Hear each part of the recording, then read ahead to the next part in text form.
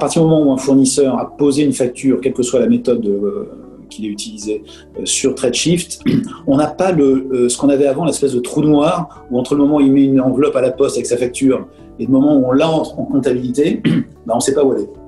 Elle est dans un centre de traitement, elle est en train d'être scannée, elle est en train d'être traitée, voilà, on perd un peu le fil. Et ce fil, malheureusement, évidemment, ça n'arrive pas très souvent, mais quelquefois il peut être perdu pendant plusieurs semaines. Et personne, tout le monde plutôt est démuni pour apporter une réponse convenable au fournisseur.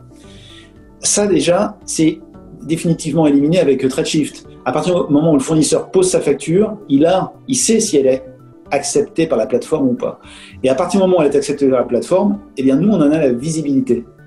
Et je parlais tout à l'heure du fait que 100% des factures n'est pas instantanément et automatiquement comptabilisées dans l'ERP. Pour autant, quand on recherche une facture, quand un fournisseur nous pose une question, on sait retrouver où elle est. Et donc une facture qu'on ne voit pas en compta, on remonte dans TradeShift, on la voit dans TradeShift, on comprend qu'elle est quelque part dans une situation intermédiaire et qu'on va pouvoir la traiter. Mais elle n'est pas perdue. On a bien la visibilité de la facture. Donc ça, je pense que c'est le gain principal. Et on peut dire aujourd'hui, alors je n'ai pas les statistiques exactes en tête, mais 80% vraiment des grosses difficultés d'échange avec des fournisseurs à propos de règlement de facture, ce sont des fournisseurs qui ne sont pas TradeShift.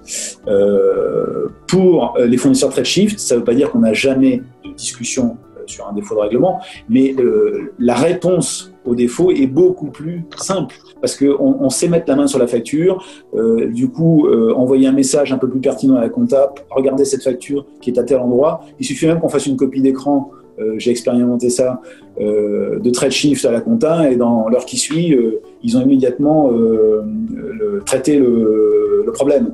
Donc on voit bien que ça a largement facilité l'échange. Alors, un point qui nous différencie avec Eiffage, nous on remonte les statuts évidemment, comptabilisés, payés, etc., etc.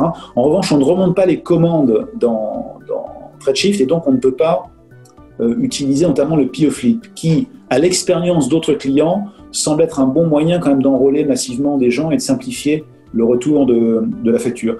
Donc cette décision qu'on a probablement prise par précaution extrême de notre comptabilité fournisseur, en m'exprimant dans nos achats, moi je suis assez favorable à ce qu'on éventuellement la remette sur la table, parce que quand j'entends des expériences très positives sur le sujet, peut-être que ça mérite qu'on se réinterroge sur pourquoi a-t-on refusé de le faire, et n'aurait-on pas intérêt maintenant finalement, pour accélérer le processus, à remonter plus dans le sens de l'ERP vers TradeShift l'information de commande.